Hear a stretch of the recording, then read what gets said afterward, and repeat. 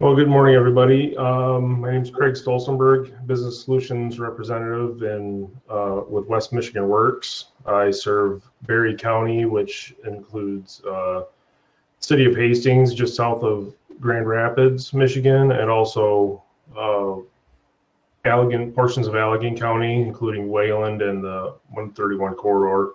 I'm going to try to give Mike a call real quick to see if he's going to be able to get back on, and if you could just bear with me a moment, I'm going to do that real quick. You don't see me, Craig?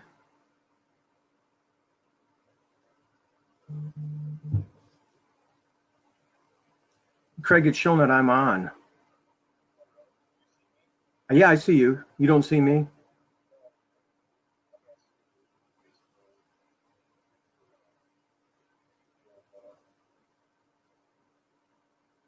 So someone just said I can see both of you on the screen. Okay, sounds good.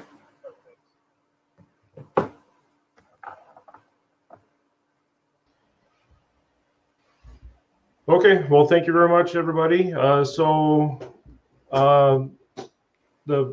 presentation is how to create a collaborative training program for non-college bound students.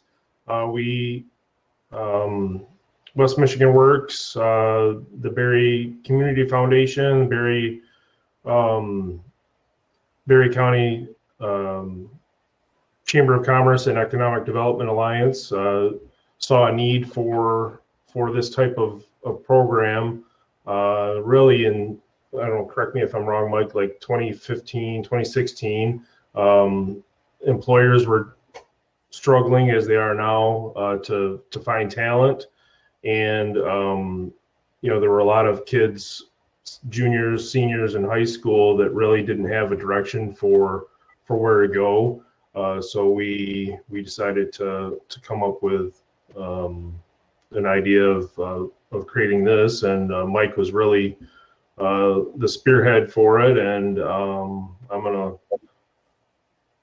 let him take it from there. So any questions that you have, feel free to type them in the chat box, and I'll try to answer them, or I can have Mike answer them, and then I'll let him take it away. So go ahead, Mike. Mike is currently let me just introduce you real quick, Mike. Currently the coordinator with the Berry Career Access Network, formerly Workforce Development Coordinator with the Chamber and Economic Development Alliance for Berry County, and prior to that, Administrator and Principal with Hastings Area School System. So thank you very much, and go ahead, Mike. Well, good morning, everybody. Hopefully the technology is going to work out. Obviously, a new platform for all of us, so let's keep our fingers crossed that we can get through all this. So again, good morning and welcome. As Craig mentioned earlier, I retired from public education 5 years ago and was hired by the Berry County Economic Development Alliance as a workforce development coordinator. And that title and that need really came from some great work that our chamber and our EDA did with retention visits. The retention visits were really what started all of this. Michigan Works had a team that would come along with us. And we started the retention visits about 5 years ago. And because manufacturing is such a large part of our economy here in Berry County, it's the largest employer. The last numbers I saw, it was in over 30% of the folks in Berry County are employed in some sort of manufacturing. And the retention visits really started off, thanks, Craig, I'm forgetting about the PowerPoint here.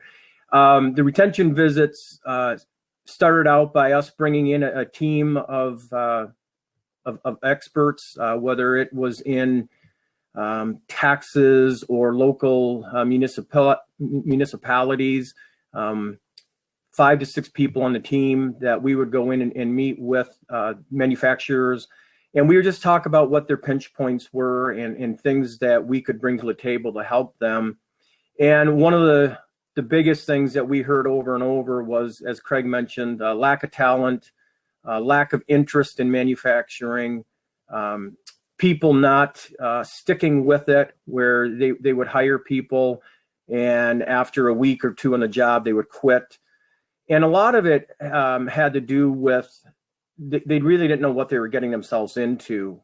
I know I've lived in Hastings for a long time, and you drive by these big facilities, but you really don't know what's happening inside of them. You might know on the outside what they make, but really very few people get a chance to go inside and tour and actually talk to people. So one of the takeaways that our team had was, these folks want to expand, they want to keep going, but they're having a very hard time finding young people, especially to go into the field. And kind of at the same time, when I am working with schools, working with high school counselors in that role, I knew that we had a fairly decent population of alternative education students. And that was kind of my first priority was, we had well over 100 alternative education students in Berry County. And when I was meeting with their teachers and their counselors, I kind of heard the same thing, like very few of these students have plans. Many of them just want to go to work and get a job. And we could really use some help in kind of steering them in the right path. So really, I look at it as like I was a good matchmaker. We had this need in Berry County. We had employers that were paying good living wages. Many of them offered good health care. Many of them offered college reimbursement. So the opportunity was there. It was just a matter of how do I bring this group of students, and like I said, I initially focused on alternative education students, how do I get them connected and what can we do? The other big thing that we heard from local employers was the lack of skills that many of these young people come into their facilities with. And I'm not talking about necessarily high technical skills. Yes, they would love to hire machinists and welders, but they were talking more about the soft skills, how to get along with people, the importance of showing up on time, drug testing. Many of these soft skills were hampering the students, young people's success in the companies. So we had this information, we had this need, we had jobs that were sitting out there waiting to be filled. And so we started looking at how can we address this. So the first thing that I started to do was to kind of do some brainstorming on a program. Is there a program out there specific to manufacturing, to like an introduction to manufacturing? Years ago, when I was a CTE teacher, I did teach something very similar to that, introduction to manufacturing, which was more technical based and soft skill based, but I had an idea of kind of what I wanted to do. It was just a matter of trying to find the time to create a program. So I started looking at local community colleges to see what they had to offer. And I came upon Kellogg Community College, had a program called a Certified Production Technician, a CPT certification. And once I started looking at what the CPT curriculum was, I really felt that was what we were looking for. It did have some technical skills, such as manufacturing math, manufacturing production. But again, I'm not talking about teaching kids to weld or run CNC machines. I'm talking about a production technician, somebody for the most part who is going to work on an assembly line or work in a small work cell, at least to get started. Those would be entry-level positions for these companies. So kind of the next step was I don't know if I'm keeping up with this PowerPoint or not. Hopefully. All right. So I'm looking at the manufacturing fundamentals, and those are just the courses that were taught underneath it. So what I initially did is once I found the program, once I found the curriculum that was in place, of course, it took a lot of work with KCC to bring this program to Berry County. It was taught in Calhoun County for a number of years with success. But we wanted to actually bring it here to Hastings because many of these students, transportation is an issue. So, you know, the 30 miles commute from Hastings down to Battle Creek wasn't feasible. So KCC had agreed to, if we had the interest, to bring the program here to Berry County to our local Fazenfeld Center, which is a satellite campus right here in Berry County. And in the summer of 2017, we launched the program. And that initial program, we only focused on graduating seniors. So these students graduated from high school, whether they were, most of them were in alternative education, but that was our main, our first cohort was seniors who had graduated. And the thing that I wouldn't say we struggled with, but most of these kids, I would say all of them, they had no idea what it was like to work in manufacturing. Most of them just had no idea what they wanted to do. Most of them wanted to get a job. They didn't necessarily want to work in fast food. So a lot of this really had to do with exposing them to what is manufacturing, who are our local companies. And I believe that first summer we did this, we had 6 companies that were our key partners. Maybe I get a hard time reading the PowerPoint. But we had a handful of companies that kind of stepped up and said, yep, they reviewed the curriculum. They looked at exactly what these students were going to learn. And they said, we will at least interview all of these students when we're done and hopefully, you know, hire them. You know, there was no guarantees that these kids would get jobs, but there was a guarantee that they would at least get an interview. So that summer, the program went fine. We ran it in June and July. And at the end of it, I don't know, Craig, where we're at with the PowerPoint, but if you double click the PowerPoint, that'll make it larger for you, and then I can forward it, move it out along wherever you need me to move it to. And that goes for anybody else that's watching. If you double click on the screen where the PowerPoint's located, they'll bring it up a little bit bigger for you. Yeah, that helps. Do you need there or you want it further? Let me just review where this is at. Okay. So the summer program, this was our first crack at this. It was a 4-week program. I'm not going to read the PowerPoint, but I'm just reviewing this myself. You know, the professionalism was a big part of it, stress management. They did get an OSHA certification out of it. And then the basic math in manufacturing. Okay, Craig, you can go forward.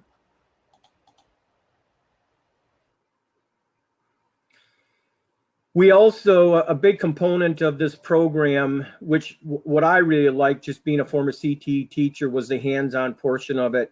So once the students got the basic, the academic part of it, there is a capstone, is what they call it, where they bring everything that they've kind of learned in the classroom into this simulated manufacturing assembly line.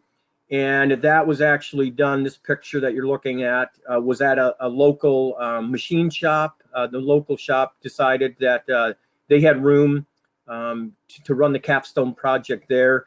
Now, this was still part of KCC's curriculum. It was just a matter of getting all of the stuff to this machine shop. But again, it was awesome because now the kids were in a real world setting. They weren't in a classroom anymore. Okay, Craig.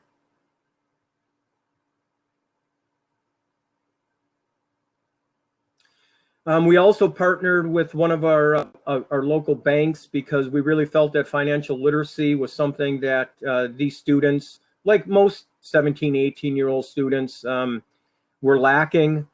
They were soon going to be getting paychecks. Most of the companies did things like direct deposit. So these students had to learn how to set up accounts, the ins and outs of electronic banking. This was an interesting part because the Hastings City Bank did a really nice job of talking about hourly wages, versus a salary, and how does overtime come into their paycheck. And they're in the back of their mind, because they knew what the CAMA program was, they always talked about the importance of education and training, that the more training that you get, the more education you get, the more money you make. And so Hastings City Bank has done a really nice job of tailoring their financial literacy specific to manufacturing, specific to hourly wage and things like that. Okay, Craig.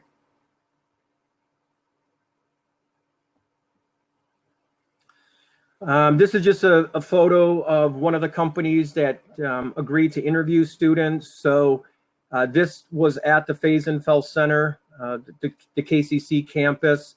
I think we had 6 companies come in that initial cohort. They had their own room set up, and we set up an interview rotation where students interviewed with 2 to 3 different companies. And next slide.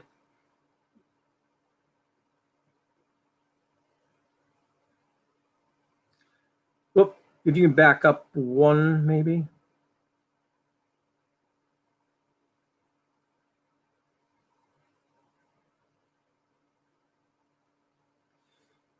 So in our first cohort that summer, that was a pilot course. We had 9 students from 4 local schools. As you can see, it was a great program. They all completed the course.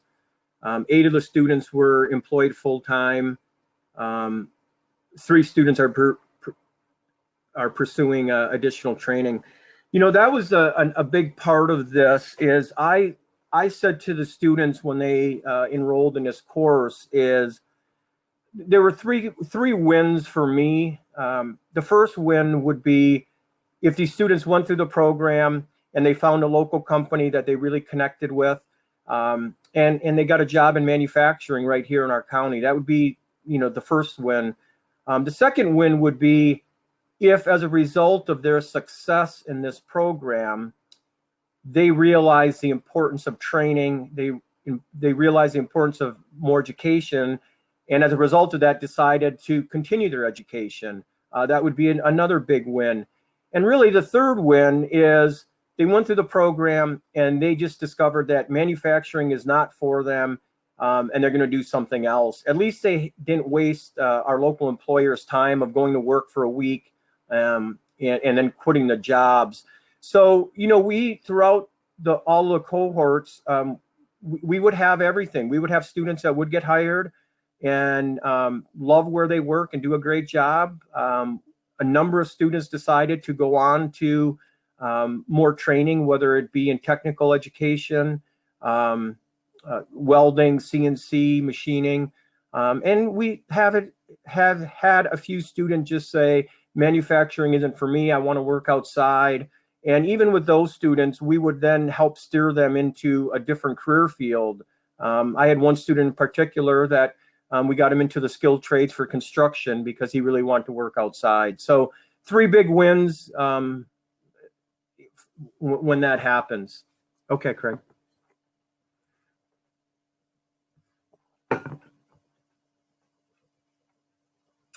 I'll just go through this quickly. This is just some program evaluation that KCC did, but we felt good about the evaluation that they did about, ways that we could improve the program.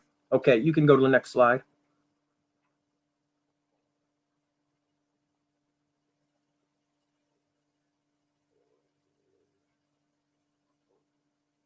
Just some more surveys from our initial cohort.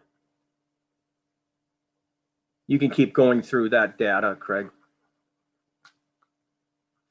And then I believe can you go back one? So with the success that we had with the summer cohort, we decided that we would try to offer this as a dual enrollment for current students the following January.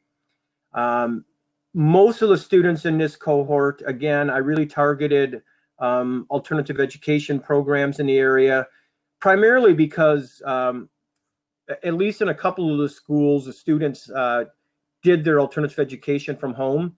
So they had time in their schedule to attend a KCC class and earn college credits. So in this next cohort, we had 17 students enroll, 16 completed.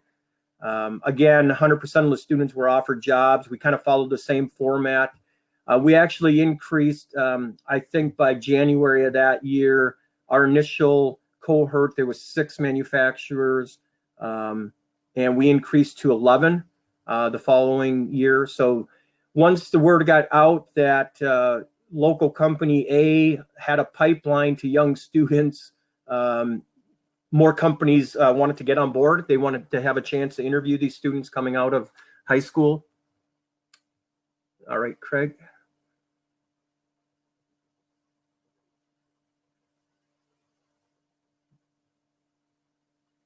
Yeah, so we increased from 6 to 11.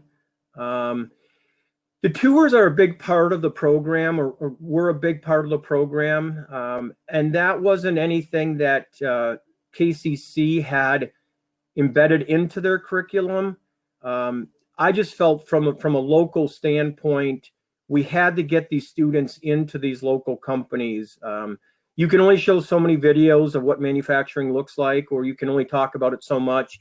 But until they actually step foot into, this is at Hastings Piston Ring, and walk the floor and meet the people, the tours were a huge success, I believe, to the program.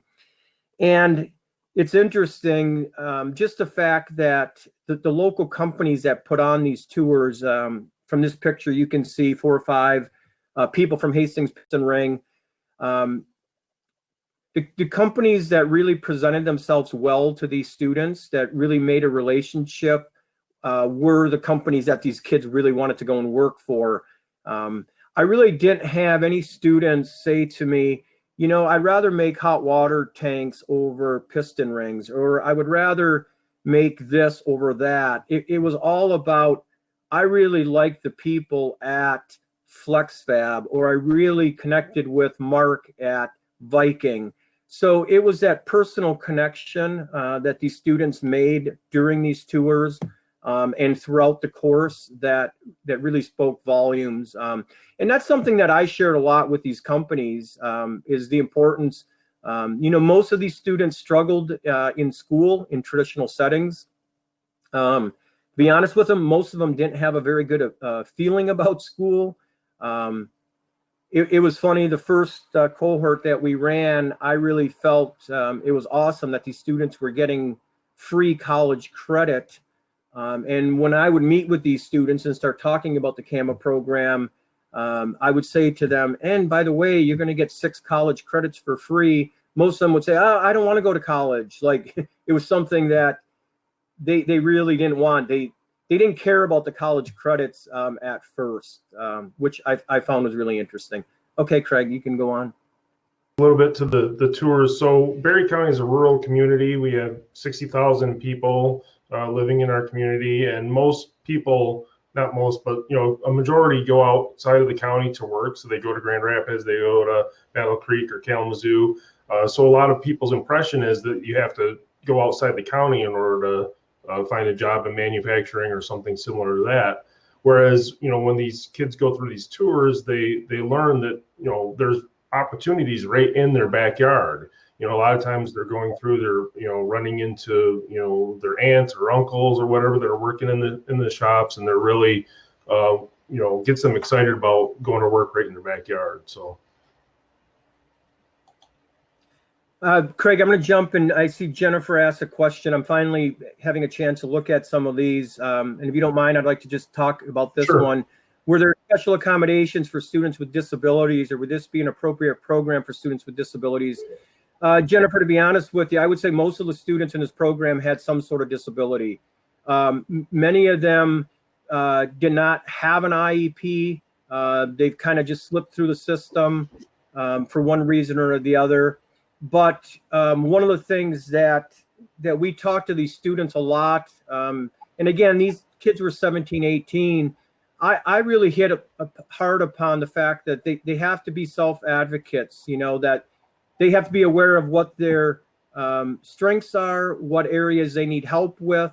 And even the local employers, when I shared that with them, they talked about that, the importance of communications, that, you know, if you're given a job that requires some math and you really struggle in math, you just need to talk to your supervisor about that, or you need to be upfront with it. So yes, definitely an opportunity for students with disabilities.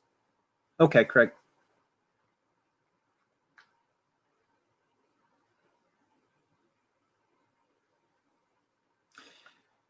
We partnered shortly on with Michigan Works with this program. They just became a great recruiter and really helped with the local companies. You know, Craig was instrumental in getting us in to talk to local companies just because of his relationship that he had with them. We also, through Michigan Works, we tried to expand this into young adults out of schools, recent high school graduates. So we continue to look at how can we expand the program, how can we reach more young folks. All right, Craig.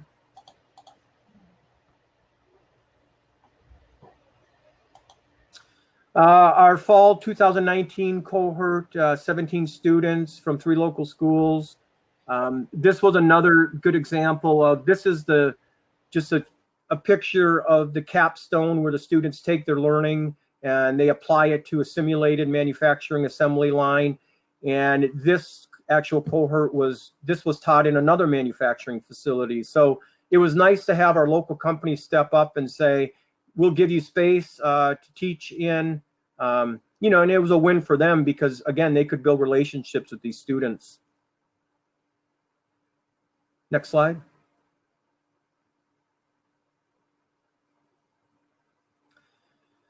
This is just a picture of one of our local companies hiring one of our students. And I think this student was actually from 3 years ago.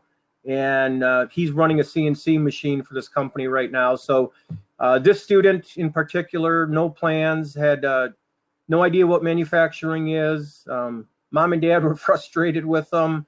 And he is making a very good wage with a great company running CNC machines. So that's great success. Next slide.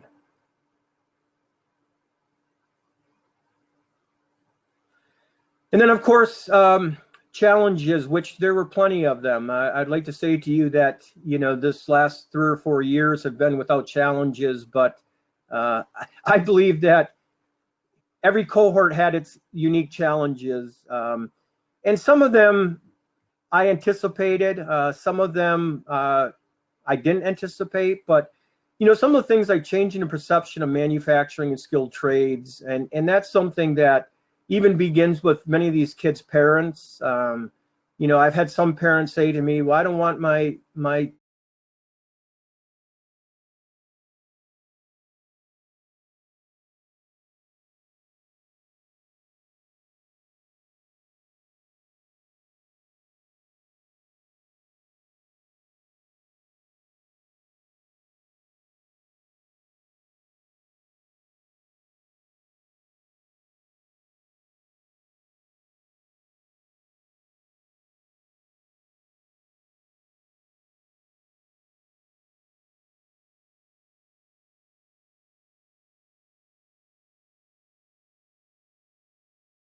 phone number. They know who I was. So they had a connection that if they were having some issues with one of the CAMA students, it's almost like, you know, we gave them a little bit of an extended warranty saying, you know, please don't hesitate to call if you're having some issues. And it was amazing, you know, some of the things that happen with these students. And I could go on and give you many examples, but I had an employer call me about a student that all of a sudden, you know, was showing up for work, had worked there for a couple of months, no issues with attendance. and then all of a sudden started missing work. And what I found out was the student's car had died and he had no way of getting to work. So something as simple as helping that student problem solve, okay, you don't have a car, have you communicated, how can you handle this? So I think that follow-up and just making sure that students have somebody that they can turn to. Again, I can't help think about where were most of us at 18 years old. And I was in a totally different place. I was not in a manufacturing setting, working 60 hours a week. So I think it's important that any type of program that you set up with young students, that the mentoring part of it, the personal connections are so important to help. I also put on there about helping HR people understand who they're hiring. That was really important, just meeting with these people and talking about alternative education and, the fact that most of these students have not had success in school, just making them help understand a little bit of who is that person that they're hiring, getting them to know a little bit, making that personal connection. Okay, next slide.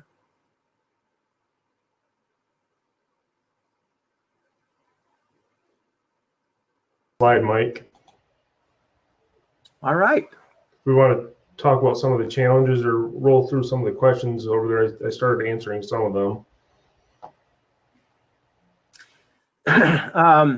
I can look at some of these. What are you recruiting the young adults out of school during this time?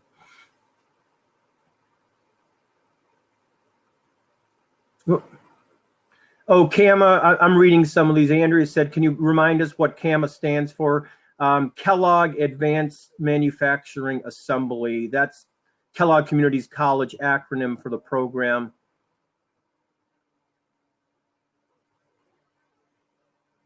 The OSHA certification was a national OSHA certification.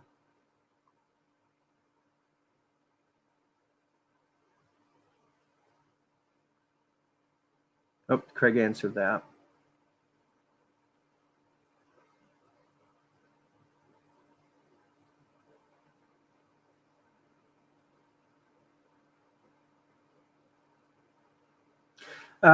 Maybe just to, Craig, you mentioned some of the other challenges. One of the challenges that we have found was working directly with KCC, and this really has nothing to do with KCC other than the fact that community colleges, like high schools and like universities, their programs are accredited, and the programs are have to follow certain parameters. And KCC was kind of under the gun within their own college to make sure that this certified production technician, this CPT certification that students got, followed certain academic standards. So the program looked different from when we ran it the first time than when we ran it the fourth time. And a lot of that has to do with KCC having to follow their protocols and their procedures. And I guess what I found that was a little bit frustrating just from an educator standpoint is the academics continue to get harder and harder. My feeling was we needed more hands-on. We needed more getting them out and have them touring companies, have them put different, things in their hands to work on. And so we kind of went back and forth between the academia world that KCC said, we have to teach these skills for this certification, which I get. And again, this isn't about KCC. This is just about when you have a college or a university delivering the curriculum, you have to follow their procedures. I guess what ideally, I would have loved to have just created my own program. It would have been much more hands-on, a lot less academic, much more touring. But of course, to get high school credit, which these students did receive, you have to have certain parameters in place. So that was also a little bit of a challenge, continues to be a little bit of a challenge, is how do you continue to really meet the needs of students who struggle in school, who don't like school, and you're going to continue to increase the academics. So something that we continue to work with, continue to look at. The other challenge thing that I didn't anticipate was how difficult it is to get people to teach this. So the class is taught obviously through Kellogg Community College. KCC, like other colleges, has certain requirements to be a teacher there. And when you get into very specific skills like manufacturing, there's just not a lot of people in Berry County that are sitting at home waiting for a part-time job to come up to teach manufacturing. So we have really, really struggled finding instructors for the program.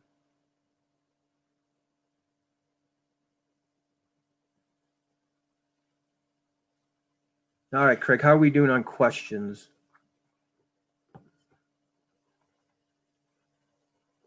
Through them, kind of typing as I can. One question was asked if there were plans to expand this to other West Michigan work throughout the West Michigan Works region. Not at this time. Most of West Michigan Works economic development is under the right place, and we've got a small separate county, so we were able to do that down here in Berry. So that's why that was that.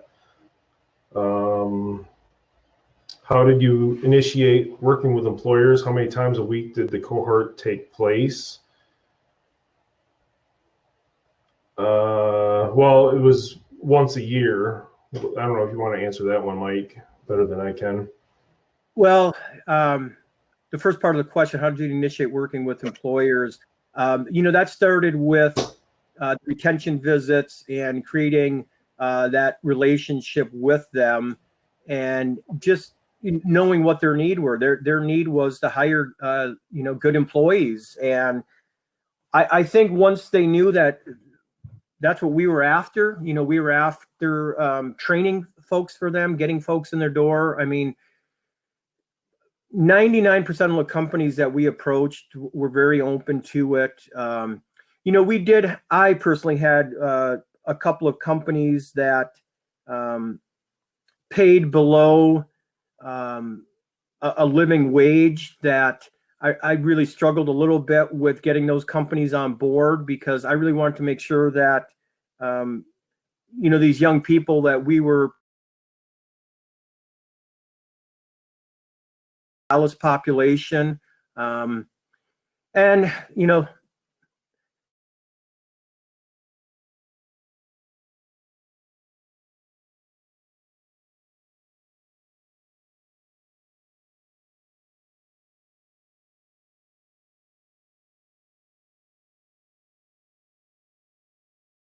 Looks like we lost Mike for a second there. So I think he probably got the gist of what he was saying. So, just try to work with employers that are going to be good partners and, be good employers for these folks. So, thought you're back again, Mike.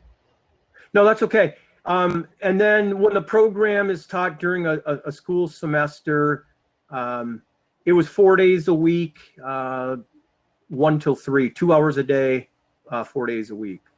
And that has even changed. That's why I was hesitant a little bit, because KCC continued to kind of change their curriculum. So they would add another part of it to say, well, to offer this certification, we need to add X number of hours more of math. So the hours and the days have always kind of been a little bit of a moving target for us based on that. Try to see if there's any questions we missed. There's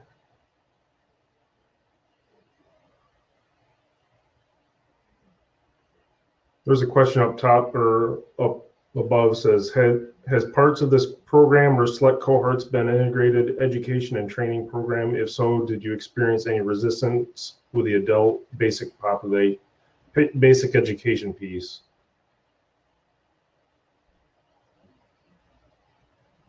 I'm trying to find that question. It was Darren Witter asked it, just above where I answered the CAM question.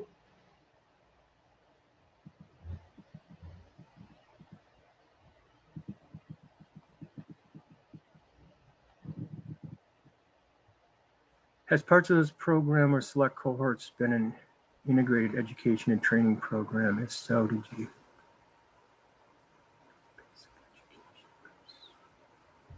I'm not sure I understand the question, Craig. Has parts of the program or select cohorts been an integrated education and training program? Is that a Michigan Works thing? Yeah, I think so. And no, we have not integrated it in anything on Pure Michigan Training Connect or anything like that yet. I mean, that'd be maybe the goal, for future, but we're definitely not there yet. So. And the adult education folks were on board, when we were trying to get it moving, but we were just unable to get it going. So.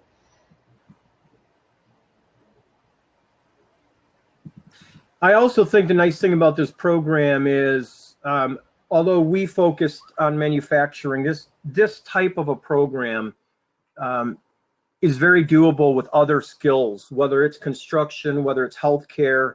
It's just a matter of one, making those relationships with that sector, and two, finding an education platform. And I know I'm making that sound easy, but my point is, I believe there's a lot of students, at least I can speak from our end, there's a lot of students that are out there that don't have plans. They don't know what they want to do. I would love to see programs like this be offered in other areas than manufacturing. And I've often had students say that to me when I would meet with, go in and talk to an alternative education class or a student. I would hear things like, well, I wish you had that for healthcare. I want to be a nurse practitioner. I want to, get into construction. Do you have a program like this in other trades? So, I think that the success in manufacturing could be expanded in other areas.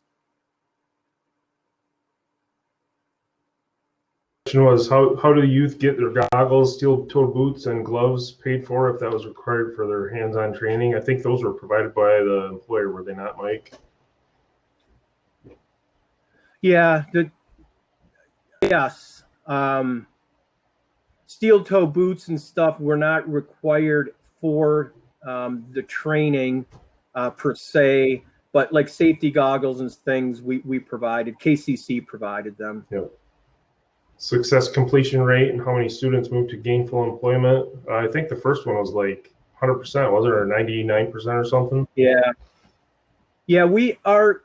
For the most part, our completion rate is extremely high. I think if we put 50 or 60 students through this program, one or two students out of the 50 or 60 didn't make it. And most of that just had to do with they dropped out of school. They just were no longer attending school. They fell off the school's radar and they fell off of our radar. But the students that have stuck with the program, stayed in school, yeah, the retention rate is it's very high. It's interesting from cohort to cohort as far as the number of people that were actually employed. That has been as high as 90% and as low as 30%. And the reason for that, I think, is just those students that come into the program. The last cohort that we had, the students were pretty high functioning. Most of those students, even before the program started, shared with us, well, I plan on going to KCC. I want to be a welder. I want to be this. I want to be that. But I'd like to just check the program out. So, it's not like we hold students to the fire saying, if you go through the program, you got to go into manufacturing. But it just varies from cohort to cohort as far as how many of them actually get jobs. Yep, and then retention rate as far as some of these kids were on the verge of even dropping out of school, and we were able to by enrolling them in this, they were able to complete even just their high school education and graduate from school too, which is a huge success. Did retention of those employers improve in part of going through the coursework training? Yes. Michael, I think, yes, the students who have gone through the program had a much better retention rate than people that just were hired off of the street. And again, it kind of goes back to they knew what they were getting themselves into. They had support. And to be honest with you, a lot of these programs, a lot of these employers, because of the publicity that CAMA got, I think that they really went above and beyond maybe what they would do for somebody coming off the street. They wanted to make sure that these CAMA students were successful, which is nice. And we want to make sure they were successful. Yvette, have you considered starting the program at the junior level as well? Yes, and KCC, that's what KCC would prefer. KCC would prefer us to teach this to juniors and then expand into, the senior year, almost like a 2-year program so that they can get all of the credentials. What I've found is it's just hard for a junior to commit to that. It's almost like the juniors, you really need to let them go out and explore. And my preference would be to have them explore all kinds of different fields and skill sets their junior year. It's just hard for that young of a student to say, yeah, I want to go and work on a production line. It's hard to get that commitment.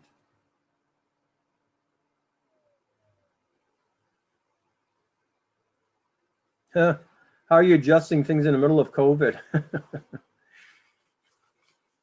We're in a holding pattern. Our local districts right now are, we have some districts that are back face to face. We have some districts that are doing all online learning. We're just waiting to see. Hopefully maybe by second semester to have something up and running. But again, with the uncertainty with the community colleges, I don't know. I wish I had an answer for you, Michael.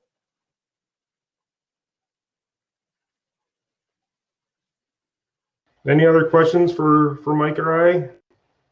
Really appreciate everybody's attendance. Looks like we had a high of about 75 people here at one point, so we really appreciate it and appreciate all the questions. If you have any further questions, feel free to email Mike or myself and take a look at the PowerPoint, and we will see you at the rest of the conference. Have a great day. Thanks, Mike. Thank you, everybody. Enjoy it. Thank you.